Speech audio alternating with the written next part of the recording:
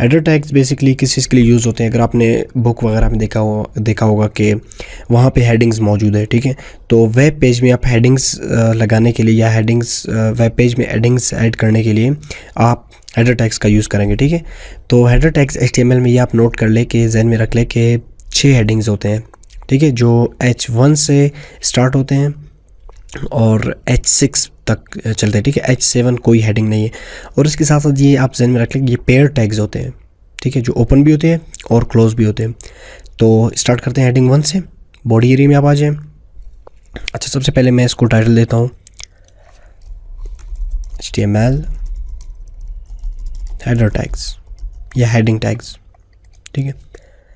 सबसे पहले आपने H1 ओपन करनी है और H1 क्लोज। देखिए ये टेक्स्ट एडिटर जो हम लोग का है ब्रैकेट्स, ये खुद ब खुद H1 को क्लोज कर रहा है क्योंकि ये पेयर टैग है। समझ रहा है कि एक पेयर टैग है जिसको ओपन आपने किया है तो इसको आपने क्लोज भी करना है, ठीक है।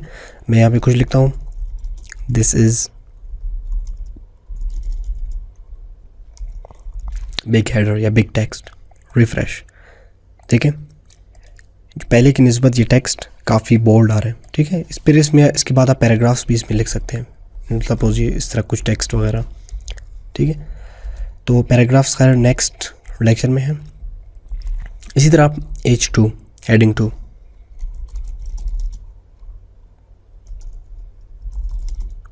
क्वाइट बिग हेडर, ठीक है।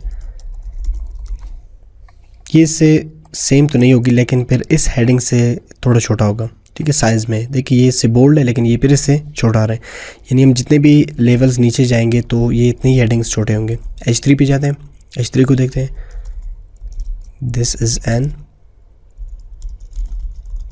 H3 heading, save refresh. देखिए ये फिर से छोटी होगी, स्मॉल हो रही है। H4 को देखते हैं,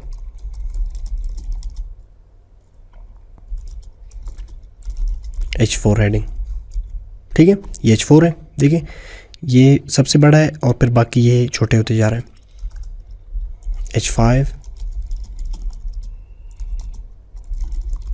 हेडिंग, सेव रिफ्रेश, ठीक है।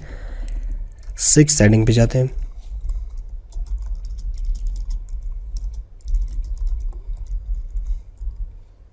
ठीक है। तो ये बेसिकली HTML के हेडिंग्स होते हैं H1 से लेके H6 तक। H1 सबसे बड़ा है और H1 सबसे छोटा है, ठीक है। और ज़्यादातर यूज़ होने वाले जो हेडिंग्स है वो आपका मैं तो ज़्यादा H1 ही यूज़ करता हूँ, ठीक है। H2 यूज़ करता हूँ और H3 इवन। तो ज़्यादातर ये 3 हेडिंग्स बहुत ज़्यादा यूज़ होते हैं, लेकिन इनका ये भी यूज़ होते हैं लेकिन बहुत ही कम यूज़ होते हैं, ठीक है। और इसके साथ साथ अगर मैं यहाँ पे H7 यूज़ कर लूँ, ठीक है, this is not an heading. देखिए बिल्कुल फिर नॉर्मल टेक्स्ट में आ रहा है, यानी हेडिंग्स में नहीं आ रहा है, बिल्कुल छोटा भी नहीं आ रहा है क्योंकि H7 बिल्कुल है ही नहीं HTML के उसमें, डिक्शनरी में समझ लें कि है ही नहीं H7। तो हेडिंग्स के अलावा हेडिंग्स को आप इसलिए यूज़ ना करें कि आप टेक्स्ट को बोल्ड कर रहे हैं या टेक्स्ट की फॉर्मेटिंग के लिए यूज़ कर रहे हैं, ठीक है, बल्कि इसको आप एक एज ए हेडिंग यूज़ कर ले क्योंकि ये फिर सर्च इंजन में ऑप्टिमाइज़ भी होती है। अगर आप H1 में कुछ लिखते हैं तो ये सर्च इंजन में ऑप्टिमाइज़ भी होती है बेसिकली। तो ये थी हेडिंग्स के बारे में।